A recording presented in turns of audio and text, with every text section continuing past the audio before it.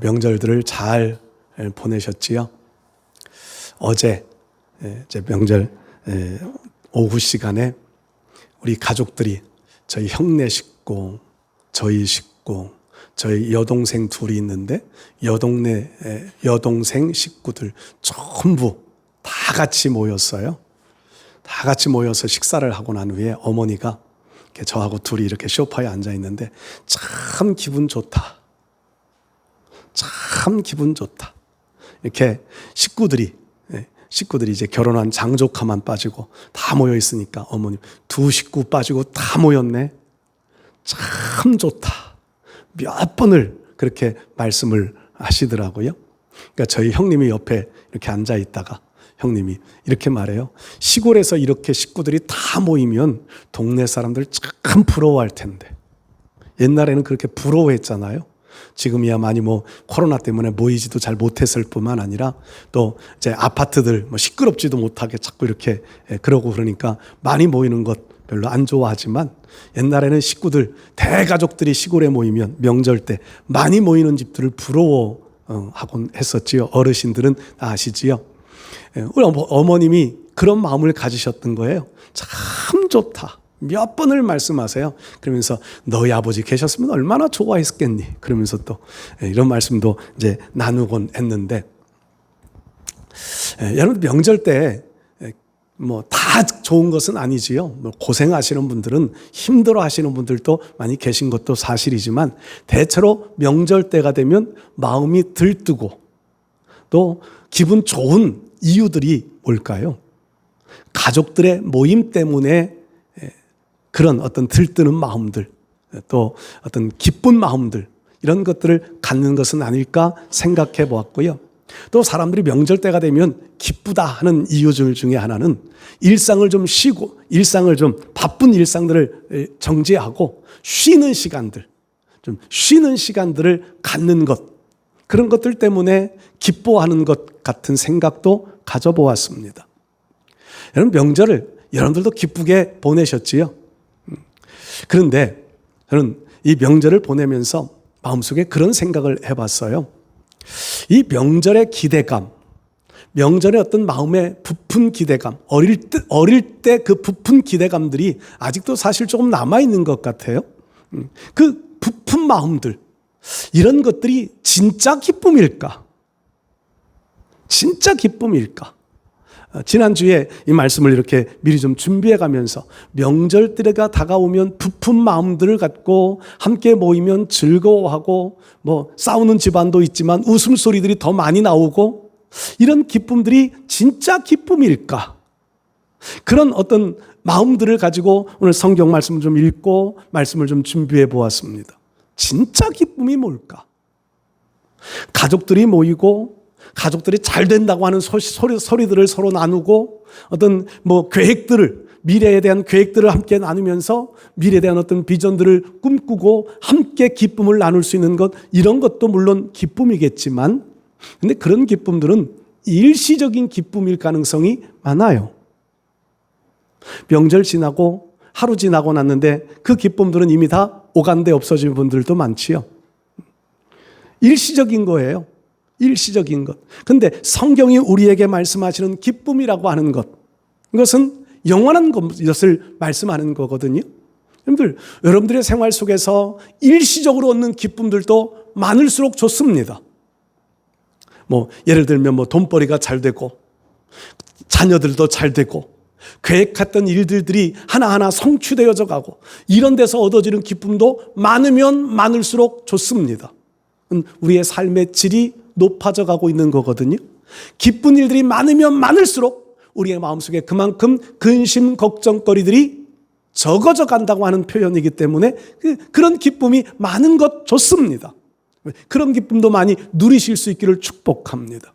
그런데 그보다 더 중요한 기쁨은요, 보이지 아니하는 기쁨이에요. 영원한 기쁨이에요. 빼앗기지 않는 기쁨입니다. 변질되지 않는 기쁨이요. 예수님께서 말씀하셨던 내가 너희에게 평안을 주노라. 이 평안은 세상이 주는 것과 같지 않다. 세상이 주는 것이라고 하는 것은 일시적인 거거든요. 지금 말씀드렸던 외형적인 것들이거든, 조건적인 것들이에요. 그런데 이런 것보다 더 중요한 것은 영원한 기쁨, 빼앗기지 않는, 빼앗을 수 없는, 잃어버리지 않는 그 기쁨이요. 오늘 우리 마음속에는 하나님을 섬기는 거룩한 백성으로서 이 기쁨을 가지고 살아가야 할 줄로 믿습니다. 오늘 아침에는 앉아서 이 말씀을 이렇게 묵상하는데 그런 생각도 들더라고요. 가을철 되면 이제 곡식들을 거두어 드리잖아요. 이미 그 감자는 다 수확들이 끝나고 다른 작물들을 심었는데 감자, 고구마, 특별히 고구마 생각을 제가 좀 해봤어요.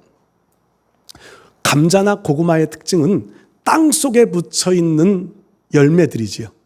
땅 속에 묻혀 있어요. 보이지 않아요. 그것들이 자라기까지는요, 이파리가 나와야 되고요, 꽃도 피고요, 무성한 시기를 지나가야 합니다. 근데 그 이파리가 무성한 시간을 지나갈지라도 거기에 열매는 맺지 않아요. 그것들이 다 시들어지고 고구마잎, 감자잎 이런 것들이 다 시들어지고 정말 아무것도 없는 것처럼 보여지는 그 순간 되어질 때, 그때면 밑에 뿌리에서는 결실들이 맺혀져 가잖아요. 우리의 삶의 기쁨이라고 하는 것이 그런 것 같아요.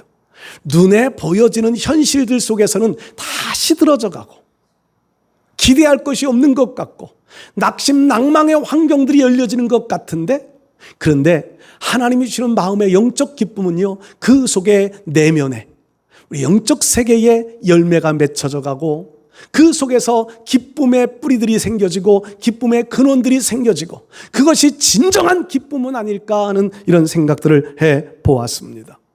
여러분, 겉으로는 아무것도 아닌 것처럼 보여질지라도 내면에 갖는 이 기쁨이요, 이게 신앙인이 갖는 기쁨입니다. 신앙인들이 살아가는 외형적인 모습들은 다른 세상 사람들이 살아가는 것과 다를 바가 없어요. 아니, 그들보다 더 어렵고 힘들게 살아가는 경우들도 많습니다. 신앙인이기 때문에 당하는 어려움도 있고, 신앙인이기 때문에 당하는 시간적인 죄악, 물질적인 어떤 제한들, 이런 많은 요소들을 우리가 희생해야 될 경우들도 많습니다. 명절 뒤라 바쁜 시간들이지만 하나님 앞에 예배를 소중하게 여기기에 그 시간을 구별하여 하나님 앞에 나와야 되는 이런 시간적인 제한들, 이런 것들이 세상 사람들이 볼 때는 이해할 수 없는 시들어버린 이파리 같이 되어져가는 이런 환경, 외형적인 환경들인 경우들이 많이 있지요.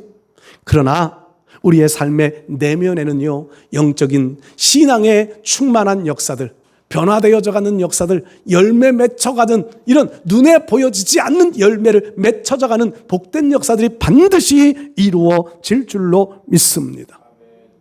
이것을 바라보며 기뻐할 수 있는 기쁨의 마음들, 기쁨의 눈들이 띄어지실 수 있기를 바랍니다.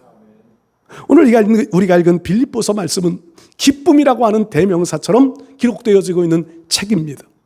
빌립보서 하면 제일 먼저 떠오르는 제2의 단어가 기쁨이라는 단어예요.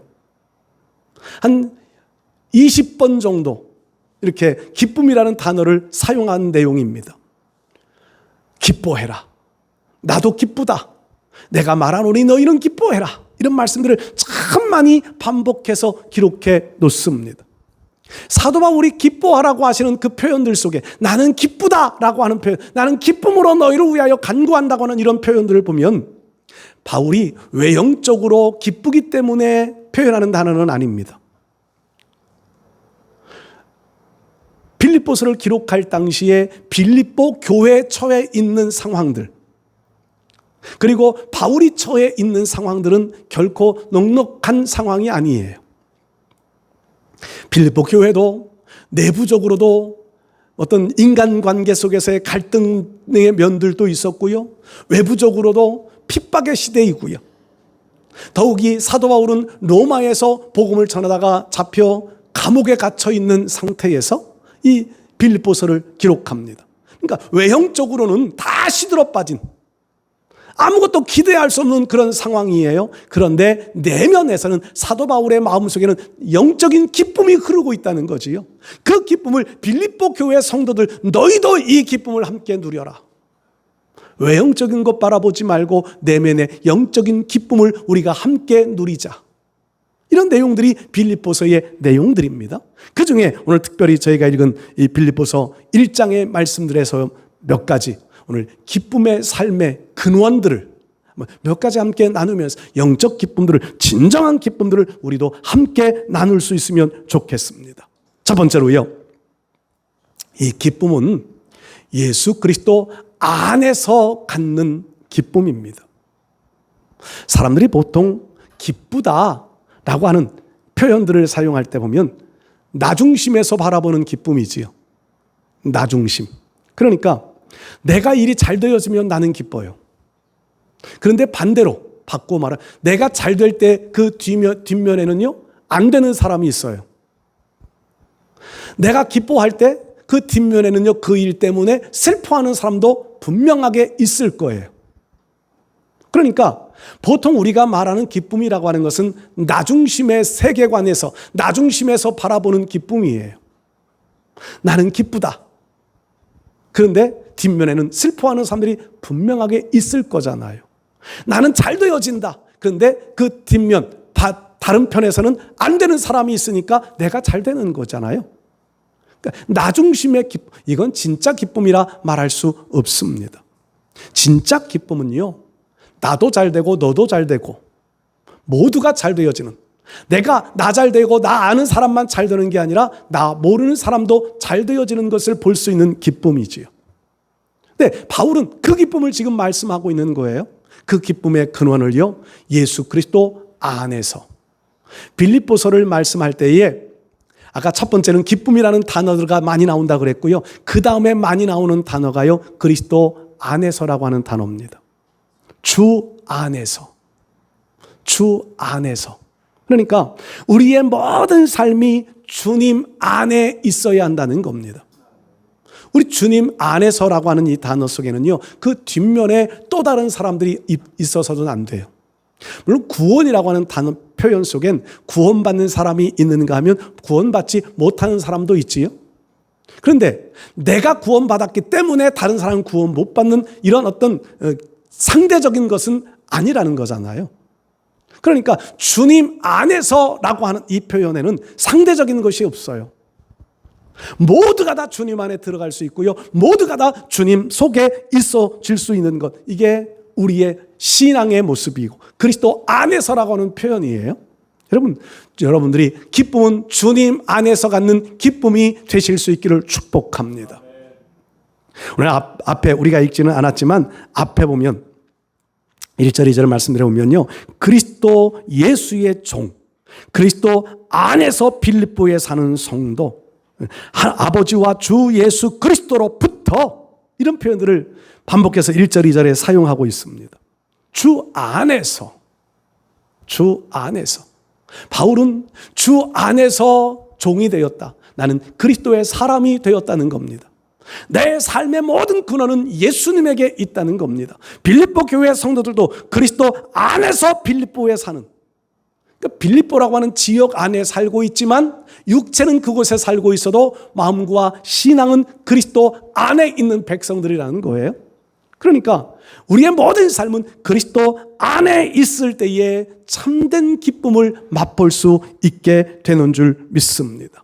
그리스도 안에. 여러분들이 지금 삶의 근원은 그리스도 안에 뿌리를 받고 계세요? 그리스도 밖에 뿌리를 받고 계신가요? 그리스도 안에 있는 신앙의 삶을 살아가야 할 줄로 믿습니다. 그리스도 안에 있다라고 하는 이 표현은요, 주님께서 내 삶의 모든 것이다 라고 하는 표현과 함께 주님이 내 삶을 보호해 주신다고 하는 의미, 주님께서 내 삶을 인도해 주신다고 하는 의미, 주님께서 내 모든 것들을 공급해 주신다고 하는 이런 의미가 담겨져 있는, 이게 그리스도 안에라고 하는 겁니다. 여러분들, 그리스도 안에 있느냐 그리스도 밖에 있느냐는 너무 중요한 거예요. 내가 구원받은 백성이냐 구원받지 못한 백성이냐의 차이에서부터 시작해서 주님으로부터 공급받느냐, 내 힘으로 내 노력으로 다 해결해야만 하느냐 하는 이런 삶의 문제까지, 모든 것이요, 이 그리스도 안에 있느냐 밖에 있느냐에서부터의 차이가 나타납니다. 여러분들 주님 안에 살아가실 수 있기를 바랍니다. 교회를 다니면서 신앙생활하면서요, 우리가 은혜를 체험하는 것도 참 중요합니다. 은혜. 그러니까 은혜를 체험할 땐 기쁨도 오고요, 은혜를 체험할 때는 뭔가 새로운 세계가 열려지는 것 같기도 하고요, 신비한 일들이 열려지는 것 같기도 하고, 이런 체험들을 해요. 그런데 체험이 중요한 것 아니라 체험을 했음에도 불구하고 주님 밖에, 여전히 주님 밖에 있는 사람들 많이 있습니다. 가룟 유다 같은 사람, 주님의 신비한 체험을 얼마나 많이 했을까요?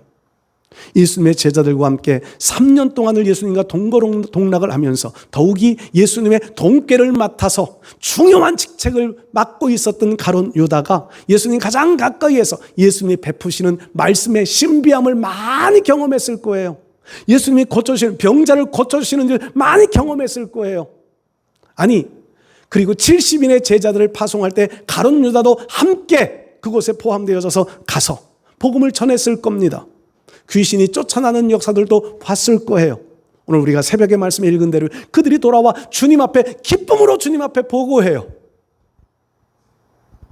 근데 주님께서 하시는 말씀은요, 그런 신비한 은혜 체험, 귀신이 떠나가고 병자가 고침받는 이런 체험보다 더 중요하게 기뻐해야 될 이유를 말씀하지요. 너희의 이름이 하늘의 책에 기록된 것으로 인하여 기뻐해라. 은혜를 체험하는 것도 필요합니다. 그것이 우리의 신앙의 어떤 힘이 되어지기도 하고요, 새로운 활력소예요. 그런데 그보다 더 중요한 것, 내가 그리스도 안에 있는 것, 그것으로 인하여 더 기뻐할 줄 알아야 한다는 말씀이지요. 하늘의 생명책에 기록된 것으로 인하여 더 기뻐해라. 교회를 다니면서 어느 정도의 신앙 지식을 갖추는 것도 중요합니다. 교회를 다니면서 왜 내가 교회를 다녀야 되는지 알아야지요.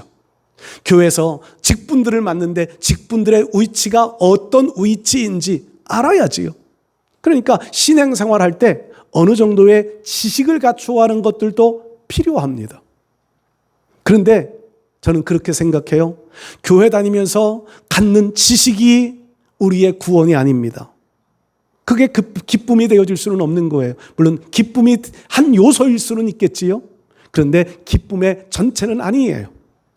여러분, 교회 다니면서 어느 정도 교회에 대한, 신앙에 대한 지식은 갖추는 것들도 필요하지만 그보다 더 중요한 것은 그리스도 안에 있느냐 하는 것이 더 중요한 겁니다. 그리스도 안에 있으면서 그런 지식이 갖추어진 것은 정말 필요해요. 정말 중요한 거예요. 그런데 그리스도 밖에 있으면서 이런 지식들을 갖추면은요, 교회를 비판하는 일들 속에 사용되어진다는 겁니다. 교회를 비난하는 일에 그것들이 쓰여져요. 그리스도 안에 있으면서 이런 지식을 가지면 유용한, 교회를 세워가고 성도를 세워가는 일들 속에 유용하게 쓰임받는 지식이 될 수 있겠지만, 그리스도 밖에서 이런 지식들을 가지면 비판의 도구가 되어질 수 있는 것. 여러분, 그래서 우리가 그리스도 안에 있는 것이 더 중요하다는 것입니다. 보십시오. 제가 자주 말씀드리던 탕자의 비유 있잖아요. 큰아들 탕자, 아버지 품을 떠나본 적이 없어요. 아버지가 무엇을 하면 아버지가 기뻐하실지도 잘 알아요. 그런데 자기 동생 탕자, 둘째 아들이 재산을 다 허비해버리고 그리고는 아버지 집에 돌아왔을 때 아버지가 그 아들을 위하여 잔치를 베풀어요. 들에서 일을 하다가 돌아오면서 잔치 소리를 듣던 큰아들이요, 집에 들어오기를 거부합니다. 그는 율법적인 사람이라고 보통 그렇게 해석을 해요. 지식을 가지고 있어요. 성경적인 지식도 있고 아버지 품을 떠나보지도 않았고, 그런데 마음은 아버지에게서 멀어져 있는 거예요.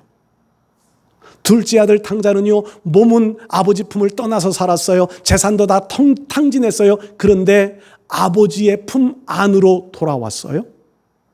큰아들 탕자는 몸은 아버지 집에 살았지만 마음은 아버지에게서부터 멀리 떠나 있는, 그리스도 밖에 있는 사람이었다는 겁니다. 그러니까 그에게는 기쁨이라고 하는 것이 없어요. 의무감으로는 다 했습니다. 책임감 가지고는 다 했습니다. 그런데 기쁨은 없습니다. 아버지의 사랑받는 기쁨이 그에게는 없습니다. 여러분, 오늘 우리가 신앙생활하면서 중요한 것은 그겁니다. 우리들도 그리스도 안에서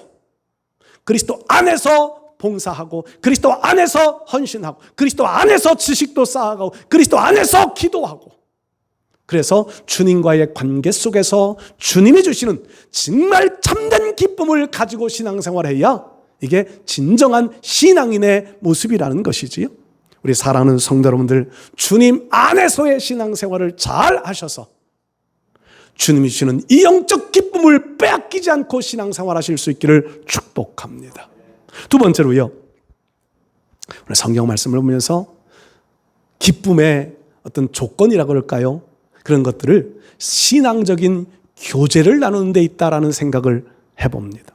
신앙적인 교제. 3절, 4절, 5절 말씀 보면 그렇게 기록되어지지요. 내가 너희를 생각할 때마다 하나님께 감사하며 간구할 때마다 너희 무리를 위하여 기쁨으로 항상 간구한 이유예요. 이유. 기쁨으로 기도할 수 있는 이유. 그것을요, 너희가 첫날부터 이제까지 복음을 위한 일에 참여하고 있기 때문이라. 바울과 빌립보 교회 성도들 사이에 늘 이 교제가 이루어지고 있다는 겁니다. 바울이 교제를 이루고 있는 빌립보 교회뿐만은 아니지요. 성경 사도 바울이 기록하고 있는 교회, 기록하고 있는 성경들, 갈라디아서, 에베소 교회, 빌립보 교회, 데살로니가 교회, 골로새 교회, 모든 교회들마다 바울은 영적 교제를 잘 나누고 있습니다. 근데 지금 빌립보서에서 빌립보 교회와의 관계 속에서 하시는 말씀이 빌립보 교회 성도들과 교제를 잘 나누고 있다는 거예요. 이 빌립보 교회 성도들과 교제를 나누고 있는 것이요, 몸이 가까워서, 환경적으로 가까워서, 조건적으로 가까워서가 아닙니다. 지금 아까도 말씀드렸지만 빌립보 교회 상황은요, 빌립보 교회를 세울 때 상황, 사도행전 16장에 나오는 말씀처럼 빌립보 교회를 세울 때도 참 어려움 가운데 교회가 세워집니다. 유럽 지역에 첫 번째 세워진 교회라는 것 잘 아시지요? 그곳에 갔을 때에 아무도 바울을 영접해 주는 사람이 없습니다. 그래서 혹시나 기도할 수 있는 처소가 있을까 해서 찾아간 곳이 강가였는데, 그곳에서 루디아라고 하는 사람을 만나게 되고 그 집을 거처로 삼습니다. 그리고 복음을 전하기 위하여 이것저것 다녀보는데, 점치는 귀신 들린 사람이 바울을 쫓아다니며 괴롭게 합니다. 그리고 괴롭게 한다고 하는 표현을 사용하고 있지만 하나님을 이롭게 하는 자라고 하는, 그러면서 쫓아다니, 그게 바울의 마음을 부담이 되어지는 거지요. 그래서 바울이 그 속에서 귀신을 쫓아내버립니다. 좋은 일이지요. 그런데 그 사람을 통해서 이득을 얻던 사람이 바울을 고소합니다. 옳고 그름을 따져보지도 않고 바울을 감옥 속에 가두고 많이 때리고, 우리식으로 말하면 수갑에 채워놓고 창살 문을 닫아놓고, 바울이 애매한 고난을 지금 당하기 시작하는 거지요. 그런데 하나님이 거기에 찾아오시고 옥문도 열어주고 묶여있던 모든 것들을 다 풀어놓고, 도망갈 수 있는 상황이지만 도망가지 않고, 그 간수장이 도망간 줄 알고 자결하려 할 때에, 자살하려 할 때에 바울이 그를 막고, 우리가 어떻게 하면 구원을 얻겠느냐고 묻는 그 간수장에게 주 예수를 믿으라, 그리하면 너와 내 집이 구원을 얻으리라. 그 간수장이 바울을 데리고 자기 집으로 가서 상처들을 싸매어주고 약을 발라주고 치유해가면서 음식도 주고, 다음날 아침에 바울을 잡아놓은 것이 잘못되었다고 판단한 사람들이 종들을 보내서 떠나가달라고 요구하고, 근데 바울이 로마 사람인 나를 죄도 정치 않고 재판하지도 않고 감옥에 가두어 놓았다가 이제 가만히 가라고 하느냐? 여기에 빌립보 지역의 지도자들이 깜짝 놀라 찾아와 빌면서 바울을 떠나가게 합니다. 그러니까 빌립보 지역의 교회를 세울 때 넉넉한 환경이 아니에요.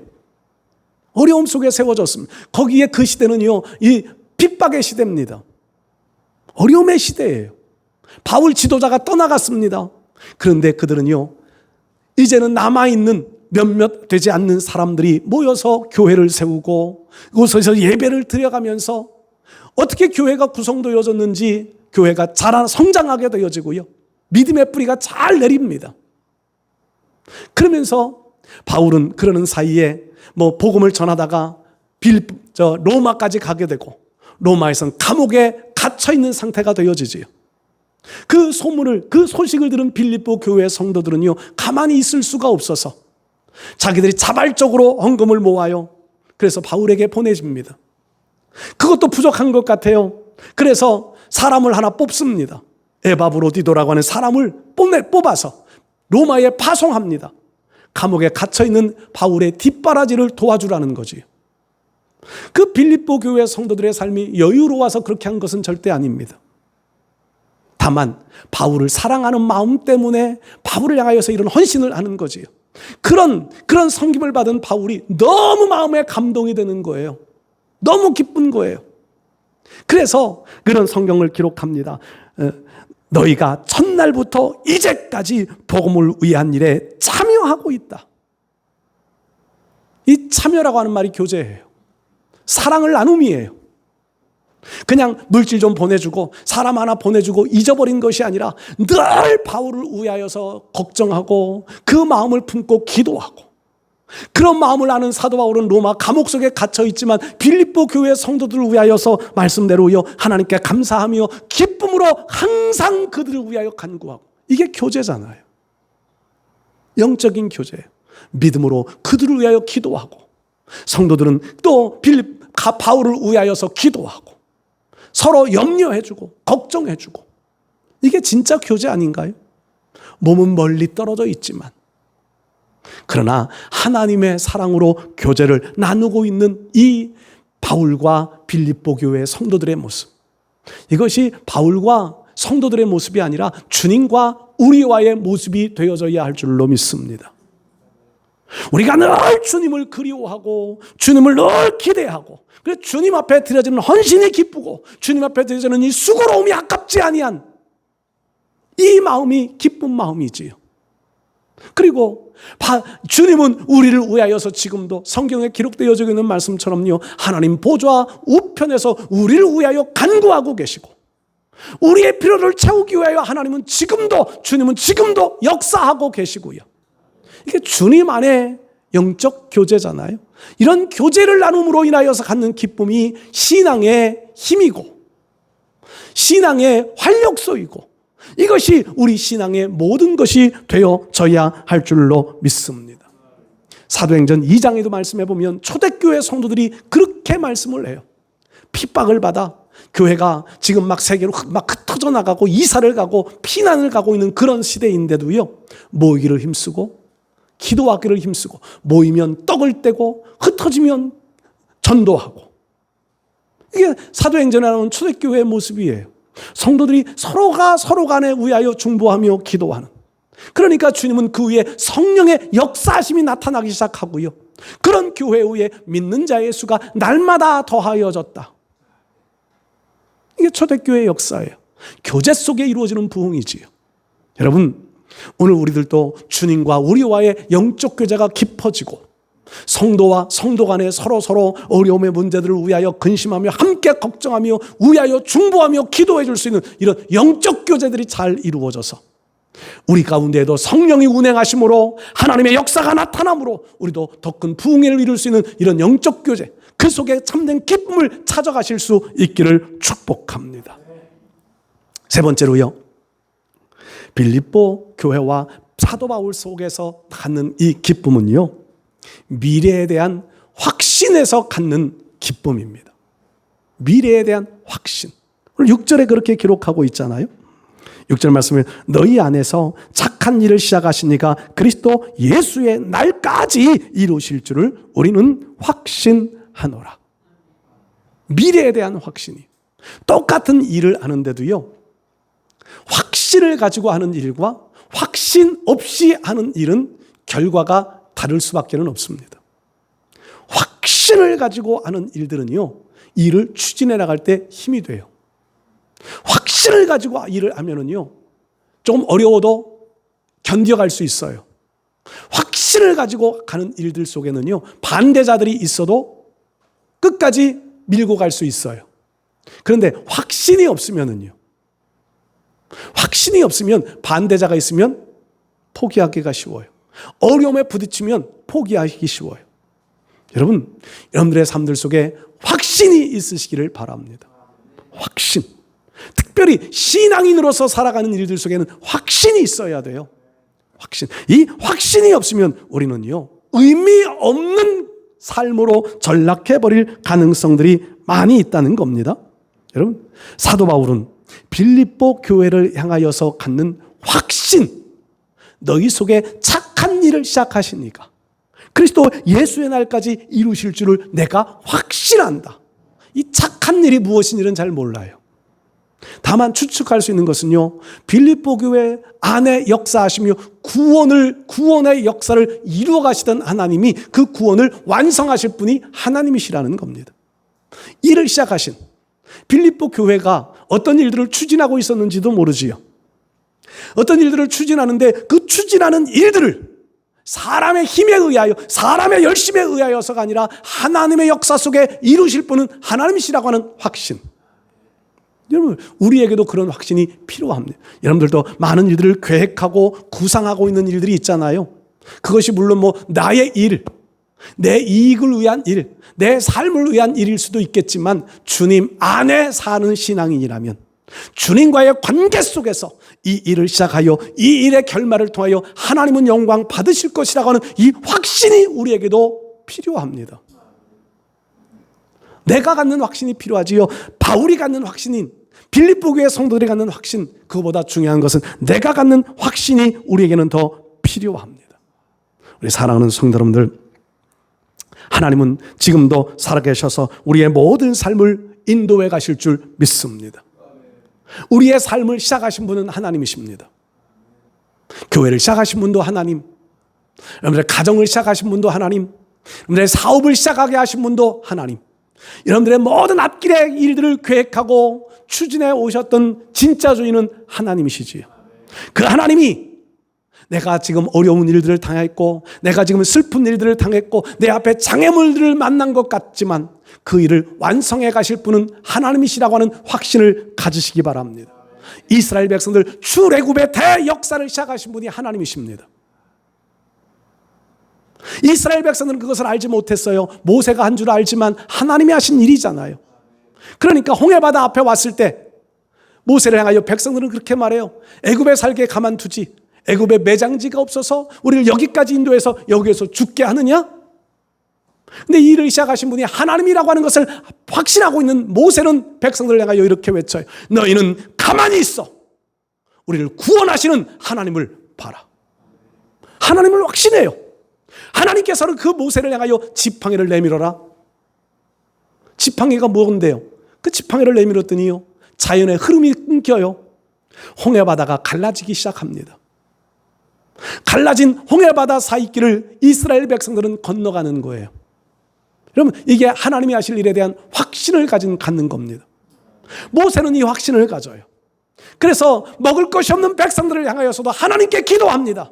만나와 메추라기가 내리지, 마실 물이 없을 때 하나님 앞에 기도합니다. 반석에서 물이 터져 나옵니다. 적군들이 쳐들어옵니다. 아멜렉이 쳐들어와요. 모세는 하나님을 향하여 손을 듭니다. 하나님이 그 전쟁을 하십니다. 모세의 손이 올라가면 이기고 모세의 손이 내려오면 이스라엘이 지고, 이게 하나님이 하시는 일이에요. 우리의 인생이 그렇지 않습니까? 내가 살아온 것 같지만 아니요, 하나님이 시작하신 일을 하나님이 지금도 이루어가고 계십니다.